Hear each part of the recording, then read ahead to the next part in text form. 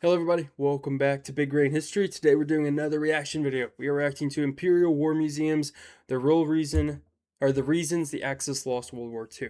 I love the Imperial War Museum. It's a great YouTube channel, so please go ahead and check them out. As usual, I'll link the description below, in the description below their original video without my commentary, so you can go ahead and check it out. I love World War II. I love studying the Axis. It's just fascinating to me. So I'm excited to watch this one. I haven't seen this one, but I have watched a lot of their other videos, and they're always great. So let's hop into it. The Second World War was the biggest conflict in human history. It touched every continent, claiming millions of lives, and it created the world that we know today. Even touched Antarctica. The Nazis were doing all kinds of weird things in Antarctica, so even Antarctica was affected by World War II. But why did it turn out the way it did? Why did the Allies win the war? Or is a better question, why did the Axis lose it?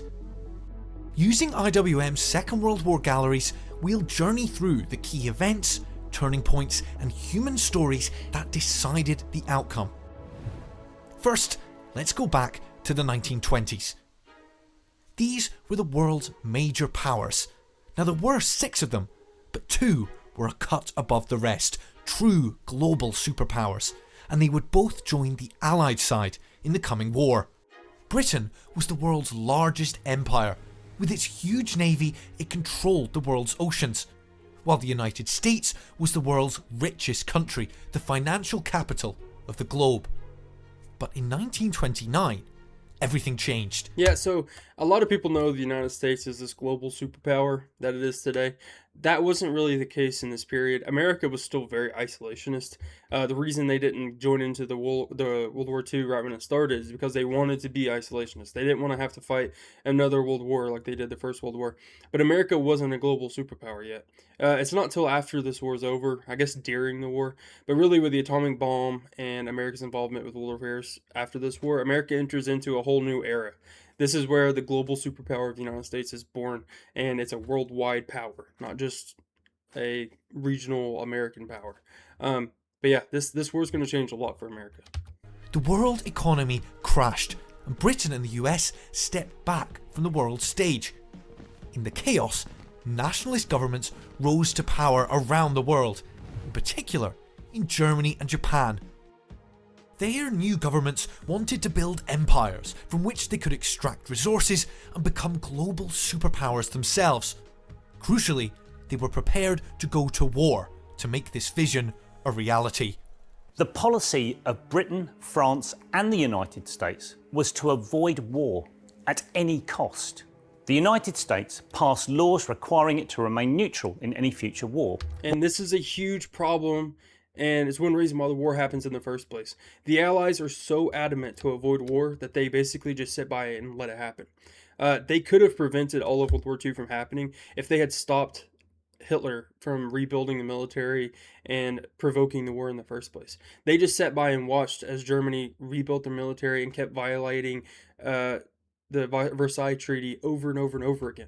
If they would have just stepped in and stopped Hitler when he started, they could have defeated the Germans when they had a very small army. Instead, they waited till Germany had so much power that it turned into the worst war that's ever happened.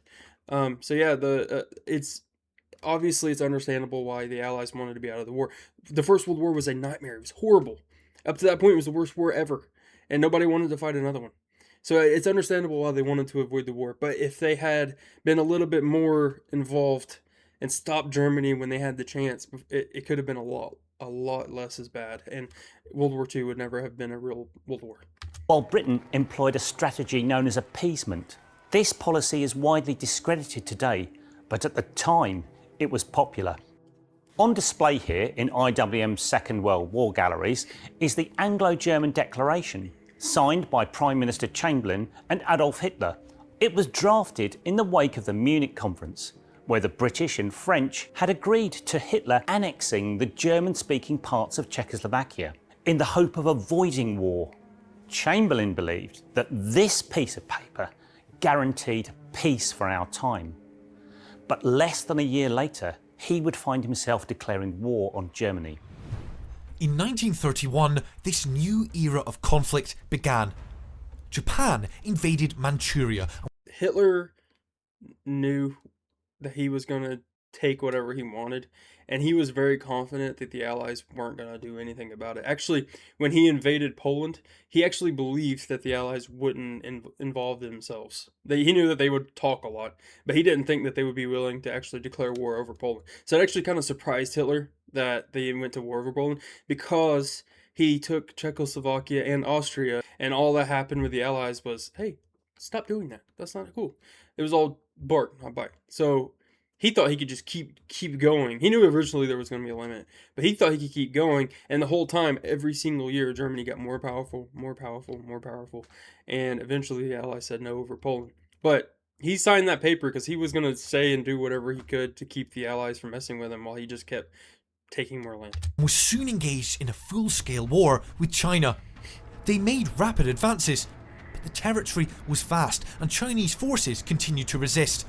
By 1939, the Japanese had run out of steam. During this time, they also perpetrated numerous atrocities against the local population, who they deemed racially inferior. Up to 20 million Chinese people would die over the course of the Second World War. Meanwhile, in Europe, Germany began building up their war machine and expanding their territory in Europe. First the Rhineland, then Austria, then the Sudetenland in 1938. It was at this point that Hitler signed the Anglo-German Declaration that we saw earlier, promising that his ambitions had been satisfied. But the following year, he annexed the remainder of Czechoslovakia. It was a watershed moment. Despite their unpreparedness for war, Britain and France gave security guarantees to Poland. And so, when Germany invaded in 1939, Europe was engulfed in all-out war. So you can see why Hitler was kind of surprised that they would go to war over Poland, because he had just signed the paper saying that, hey, I'm not going to do any more territorial expansions. And soon after, he takes the rest of Czechoslovakia, completely violating that paper that he just signed. And still, the Allies did nothing. So you could see why he thought, well, I mean, if they keep letting me take land, then, I mean, surely they're not going to go to war with Poland, which they do. Then, in a shocking development, the Soviet Union allied with Germany to invade Poland from the east. The communist Soviets and fascist Germans were ideological enemies, but in 1939 and 40, they put their differences aside and remade Europe. The Soviets occupied the Baltic states, plus parts of Romania and Finland. Meanwhile, the Germans took Denmark and Norway before achieving one of the most stunning victories of the war. Using cutting-edge tactics, German forces overran France and the Low Countries in the space of just 6 weeks. Yeah, the fall of France was stunning to the Allies. It definitely showed the world that this war was not going to be not as easy, but it showed that this war could be very different than World War One. Because in World War One, the German military was arguably better than the German military of World War Two, and they never could take Paris. But in this war, with the use of mechanized warfare and the tactics that Germany used, they were able to conquer France very quickly. France falling was a devastating hit to the Allies, and if it wasn't for the U.S. involvement and I guess Germany turning on the Soviet Union, this was really dangerous to the Great Britain. But yeah, the reason they were able to take France so quickly is, for one, they had mechanized warfare, so tanks and armored trucks and all kinds of, and aircraft. That helped, but also they gave all of their troops meth, and with meth they were able to keep fighting continuously for days on end without stopping. The soldiers were just meth-addled soldiers running through France, and Blitzkrieg, lightning war. And it's all about hitting your opponent as fast as possible and not letting them recover. And all of those three things combined just completely decimated France. And France was getting prepared to fight another war like World War One. They had built this giant defensive line. You can see it with my mouse. They had built this giant defensive line across their eastern border with Germany, called the Maginot Line. And it was this impenetrable line of forts and weaponry. And it probably could have stopped Germany, but Germany just went around it, and it proved completely useless. And France spent a lot of money and a lot of time in this Maginot Line. They bet everything that this Maginot Line would stop Germany from ever invading them again. And when it fell, it was kind of over for France. France just could not stop Germany. Britain was vulnerable. When the British evacuated from France at Dunkirk, with the help of small boats like Tamsin, they left nearly all of their heavy equipment behind. The appearance was of an unstoppable German war machine, and Britain alone and at bay. However, this wasn't entirely the case. Britain received crucial support from its empire and dominions, the United States, plus other nations whose governments were in exile in the UK. Germany expected Britain to surrender, but to Hitler's dismay, Britain's new Prime Minister, Winston Churchill, resolved to fight on. Yeah, and it's important to know, in this moment, when France fell, the Soviet Union wasn't the Allies. They were still technically on the side of Nazi Germany. They had just agreed to split Poland. So really, in actuality, the UK was completely alone. They had no allies. But it's not just the island of the UK. The UK is huge. They've got an empire all around the globe. They control all of India. They have Canada. They got places all over the world that they control. So it's not just their little island. It's a huge empire. And then also they have the USA backing them and giving them all kinds of material help. The USA was giving the UK so much aircraft, tanks, weapons, food, all kinds of things to help them keep fighting the war. Britain could still rely on the vital defensive barrier of the English Channel. The Royal Navy was at full stretch, but still the largest in the world. And the Royal Air Force had a highly sophisticated air defence system and cutting-edge fighter aircraft. Together, they were able to hold Germany at arm's length and prevent an invasion. Britain was still in the war. It was now that Germany, Japan and Italy signed an alliance to become the Axis powers. Now at this point, their prospects looked good. However, beneath the surface, there were big problems. Italy wanted to build a new Roman Empire in North Africa and the Balkans, but their attempts to conquer Greece and Egypt were floundering. Germany's new territory in Europe was being blockaded by Britain's Royal Navy and supplies were running short. In fact, Germany was so lacking in food and oil that their alliance with the Soviet Union was the only thing keeping them afloat. Likewise, Japan had occupied French Indochina in 1940 to cut the Chinese off from their supply lines. But this act had provoked a fierce response from the United States. The United States was not officially in the war, but it was still making its presence felt. The atrocities committed by Japan in its war against China helped to sway American public opinion against Japan. In response to the Japanese seizure of French Indochina, America imposed an oil and steel embargo on Japan. When Britain and the Netherlands joined the embargo, Japan lost access to 94% of its oil imports. This is like a death knell to Japan as well. Japan had already bitten off way more than it could chew with China. China was proving to be way too much for Japan. The further they got into China, the harder the resistance got, and without steel and oil, Japan had a ticking clock. They were eventually going to lose. When they ran out of steel and oil, you can't fight a modern war. So when the U.S. blocks oil and steel to Japan, Japan's attack on Pearl Harbor was out of just sheer desperation because they needed to knock the U.S. out of the war as quickly as possible. They didn't have a whole lot of options. Effectively, overnight. The Americans were also gearing up their own war machine.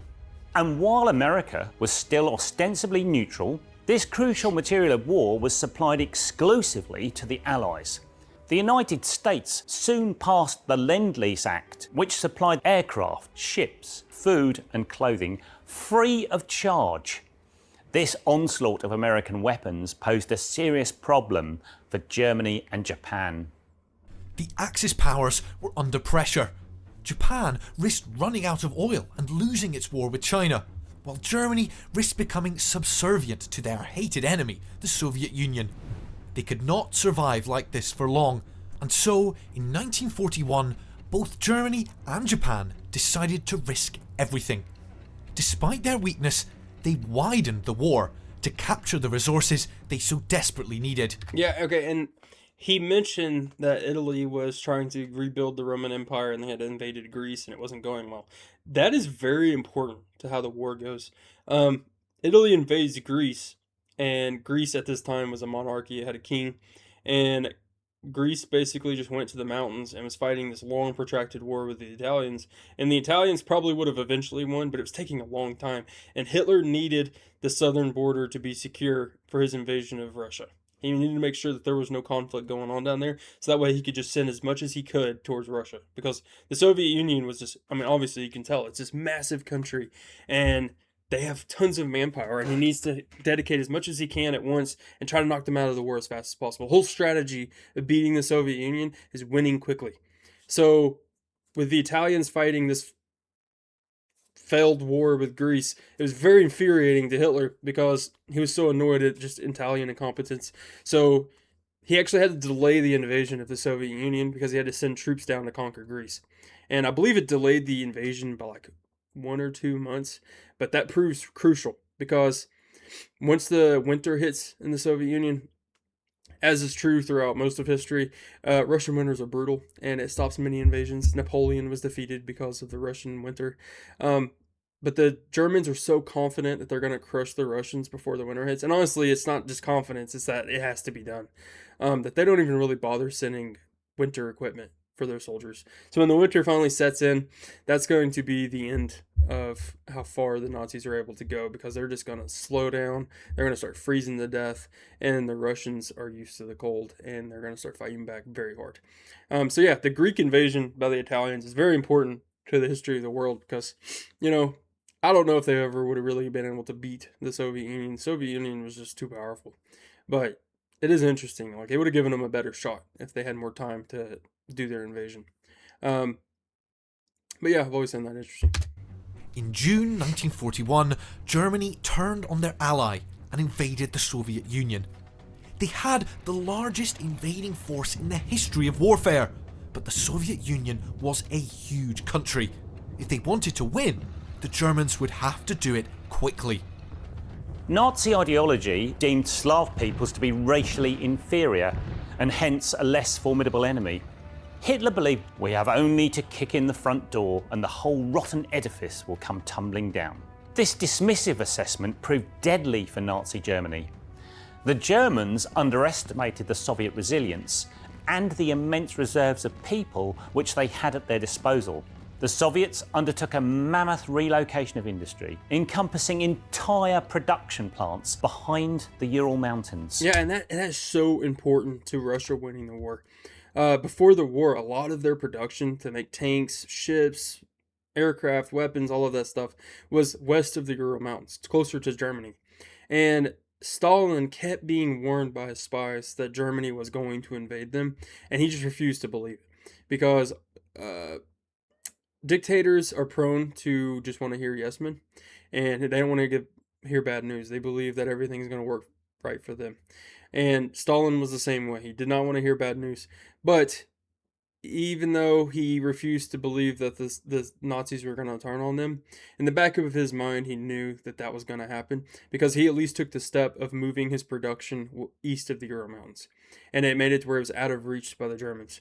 If he had not done that, it could have been very tragic for the Soviet Union because if the Germans were able to capture or just knock out the Soviet Union's production, they would have been severely limited in their defense because they were able to pump out tons and tons of tanks and all kinds of equipment because of the factories that they had in the east. And the story of them moving at east of the Urals is incredible too. They had an army of women that were like breaking down these factories and hauling them over through the frozen wilds of the Ural Mountains to get to the east. And I believe, if I remember correctly, many, many women and people died in the moving of their production to the east, but it saved them in the war.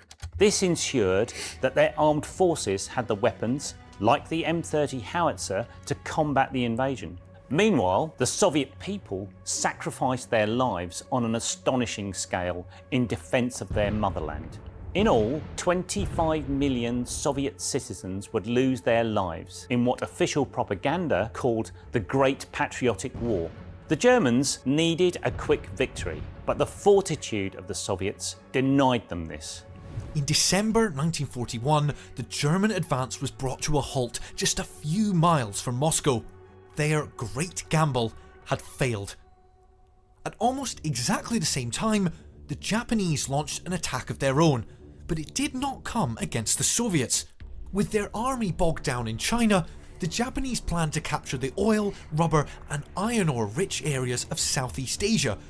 However, they believed that by attacking these territories, they would bring the United States into the war against them. And so, to give cover for this southern strike, they launched a surprise attack on the United States Pacific Fleet at Pearl Harbor. Their attacks were successful, and Japan took control of much of the territory and resources that they needed. Their hope was to defend them with such tenacity that the Americans, who they perceived as cowardly, would choose to negotiate. But instead, the United States, Britain and the Soviet Union came together and formed a plan for final victory. In the wake of the attack on Pearl Harbor, isolationist sentiment in the United States was quickly extinguished. President Roosevelt, Churchill and Stalin agreed they would only accept the unconditional surrender of the Axis powers. The Allies planned to secure victory through a relentless attritional struggle at sea, in the air and on land. To do this, they would have to leverage their advantage in people, resources and production. The ungainly looking B-24 Liberator, which you can get up close with at IWM Duxford, is representative of those virtues.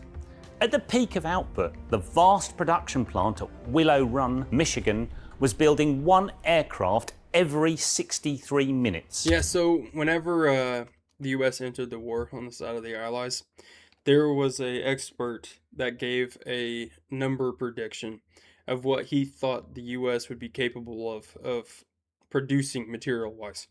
And he gave it to the Nazi High Command. And the Nazi High Command laughed because the numbers that he came up with for what their US industry was capable of building was so astronomically high that they thought it was a joke. So they all laughed and they thought, "Man, there's no way the US can do this." But what's interesting is that by the end of I don't remember what the numbers were specifically, but by the end of the war, the US actually surpassed that number. So the idea that the US is such an industrial powerhouse that the numbers are so astronomically high that it can make your enemy laugh, and then you actually outperform that number, it's insanity. The US's production of material goods in this war is unbelievable, and it keeps so many of these countries, not just fighting in the war, but winning the war. The tide of the war was about to take a dramatic turn. By 1942, the Allies had broken German and Japanese codes, helping them to win vital victories like the Battle of Midway, in which American aircraft sank 4 Japanese aircraft carriers, gutting the Japanese Navy as an offensive force. Similarly, on the Eastern Front, Germany's last-ditch effort to capture the oil fields of the Caucasus was foiled at the Battle of Stalingrad, the bloodiest battle of the war. Yeah, and this right here, the whole invasion of Stalingrad, is a prime example of Hitler just not being a very good military leader. His generals were telling him, "Hey, we need to keep the soldiers in on the fight for Moscow because we need to take their capital." But Hitler redirected a lot of his force south to take the oil fields because they needed oil, and then to take Stalingrad. And that is going to be a huge mistake in the war because he splits up the forces and it gets the heat off of the Soviet Union and gives them time to regroup and counterattack. And the counterattack is not going to stop. So I don't know if they could have ever really defeated the Soviets with the situation that had happened and winter hitting, but his decision to split up his army and go south just put the nail in the coffin. Soviet forces surrounded and destroyed an entire German army. The Axis powers had hoped for a quick victory. Instead, they were stuck in a war of attrition in which they were outnumbered in every conceivable way. It was now up to the Allies to turn their myriad advantages into a victory. The term Battle of the Atlantic implies a clash of grand fleets akin to that of Trafalgar. Rather, it was a struggle conducted during the entire war as Germany employed U-boats in an attempt to starve Britain out of the conflict. The Germans sank millions of tons of Allied shipping, illustrated here in IWM's Second World War galleries. Losses That's peaked incredible. during what German submariners called the Second Happy Time in 1942. But Just a side note, I've never been to the Imperial War Museum. I've been to London. I just ran out of time to go to the Imperial War Museum. I would love to see this. It looks like such an awesome museum. the Allies began to turn the tide. The Allies were able to replace their losses with mass-manufactured Liberty ships. At peak production, 3 were built every 2 days. They also developed their convoy tactics, providing improved naval escorts. Finally, technical innovation was also employed. Aircraft, like the Very Long Range Liberator, to cover the entire Atlantic, sonar and the Lee light to hunt out the U-boats, and the Hedgehog mortar to assist in their destruction. By 1943, the Allies were winning the Battle of the Atlantic and were slowly strangling the Axis powers with blockades of their own. When the Japanese attempted to transport the bounty from their newly conquered territories back to the home islands, they were savaged by American submarines and aircraft. In fact, the Axis powers had so little oil that they had to slash training times for their pilots, making them easy prey for their better trained adversaries. By now, the Allied forces had taken the offensive, island hopping towards Japan, recapturing Ukraine and knocking Italy out of the war. This brought them closer to Axis territory, where Allied air power could now deal real damage. The British and Americans subjected the Third Reich to a round-the-clock bombing campaign. The British wreaked destruction on housing in German towns and cities by night, and the Americans targeted daylight precision bombing at German factories. The costs for both USAF and Bomber Command were high. On display, we have a tail section from a Bf-110 night fighter, whose pilot, Heinz Wolfgang Schnaufer, downed 121 unescorted British bombers. Wow. Still, the strategic amazing. bombing campaign caused the Germans terrible, to but it's disperse really their interesting. aircraft production to smaller factories, sacrificing economies of scale. Luftwaffe fighter aircraft were lured into the air to attack massed formations of American bombers, whereupon they were engaged by the USAF fighter escorts. In this attritional warfare, the Allies triumphed. By now, American bombers were also striking Japan, using firebombs to torch entire cities. Hundreds of thousands of Axis civilians would lose their lives in the Allied strategic bombing campaigns. Yeah, there's a lot of focus on the atomic bombs and their destructive capabilities, which is obviously true, but it's crazy that they overshadowed the firebombing damage that the Allies were able to do with firebombing raids on both Germany and Japan. The damage that they're able to do with these firebombing raids way overperforms the damage that they're able to do with the atomic bombs. The atomic bombs obviously are so important because it's one bomb and they're able to destroy an entire city with it. And with the development of the atomic bomb, you get more and more powerful nuclear weapons where now they're powerful enough to wipe out all life on Earth. But just in sheer damage and property damage and life lost, they killed a lot more people with the firebombing than they did with the atomic bombs. The firebombing of Dresden, for example, they completely destroyed Dresden. I think it's like 98 or 99% of the city was just gone. And it was so hot that the asphalt in the streets were starting to melt and glass would just melt into the streets. It was horrific. And Tokyo was firebombed. A lot of the Japanese cities were just Japan specifically, because a lot of the buildings in Japan were made out of paper and wood, and when they firebombed those cities, they just lit up like a match. And a lot of the firebombing just completely destroyed a lot of cities in Europe and Japan. And I don't think as many people know about that as they do about the atomic bomb. 1944 also revealed the height of the Holocaust, Germany's campaign of mass murder against Europe's Jewish population. In total, 6 million Jewish people would be starved, murdered, or worked to death in the service of Germany's ailing war economy. That summer, the Allies landed in France on D-Day and began to liberate Western Europe. At the same time, the Soviets launched the massive Operation Bagration. Both campaigns saw major success. Not only did they outnumber the Germans in men and machines, but they also had better logistics, supplying their men with trucks while the Axis powers mainly relied on horses.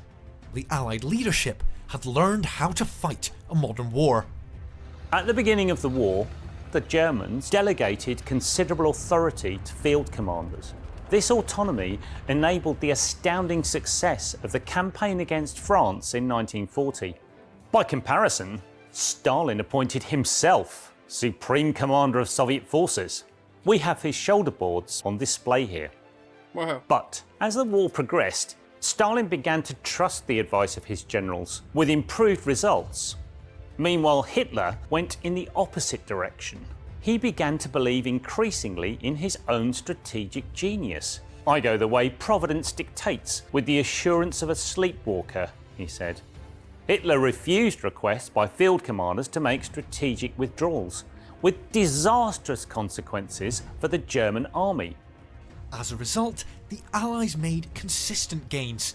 The outcome of the war was essentially decided, but Germany and Japan refused to surrender. The starkest manifestation of this was the sacrificing of young Japanese pilots ordered to crash their aircraft crammed with explosives into Allied naval vessels.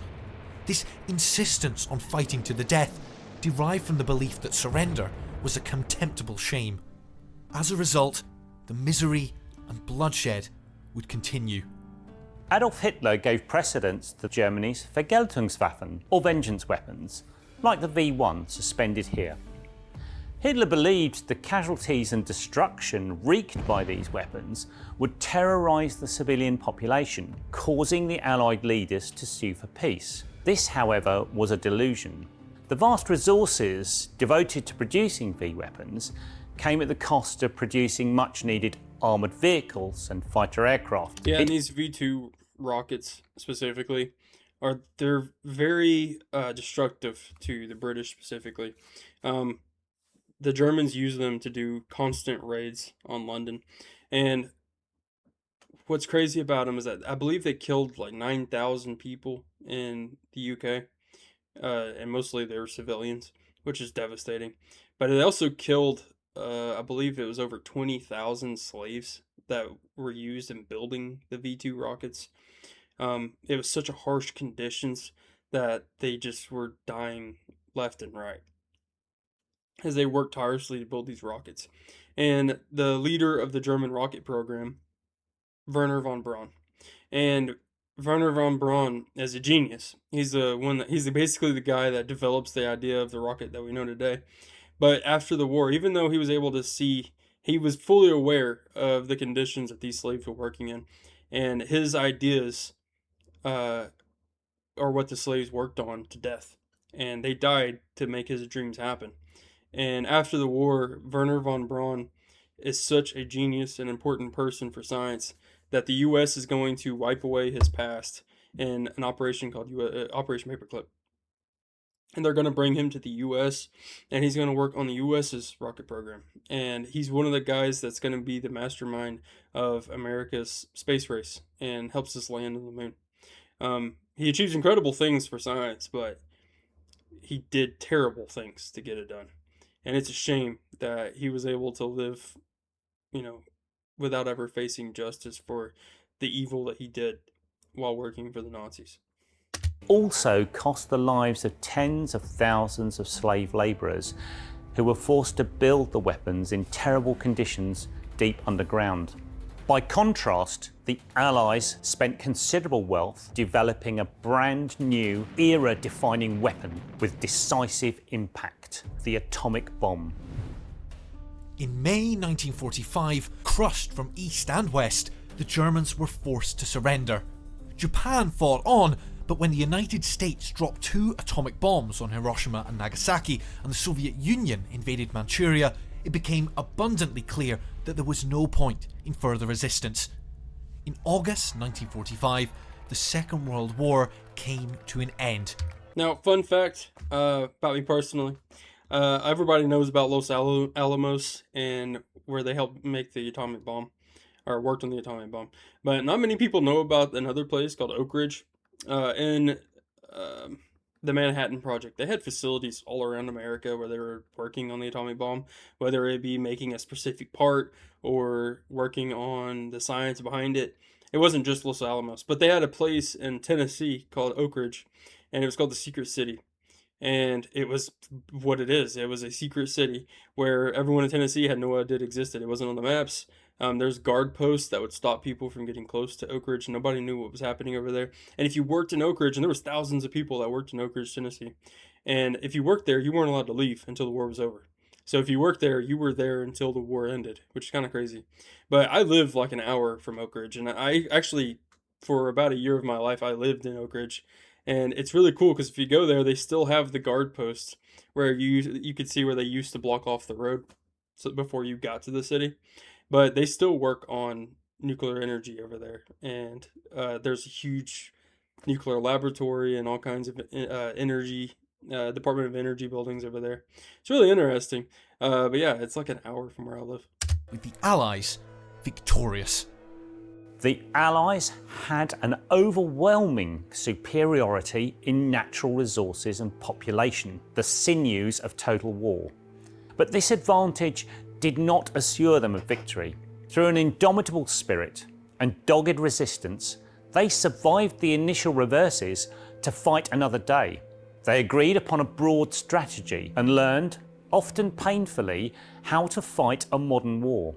They also successfully exhorted their populations to prodigious efforts and sacrifice. For millions, the ultimate sacrifice. The people of the Allied nations demonstrated their resolve and resilience, whether in fighting the Axis, producing the myriad manufactures demanded by modern mechanised war, or serving in the many auxiliary services. On VE Day, Churchill addressed crowds in London with the words, "This is your victory." Yeah, great video. I love Imperial War Museum. I would love to visit their museum one day. It looks so fascinating. But yeah, if you liked the video, please leave a like and subscribe. It helps me out a lot. And I really love doing reaction videos for you guys, and I can't wait to do another one. But I hope you all have a great day, and I'll see you guys in the next one.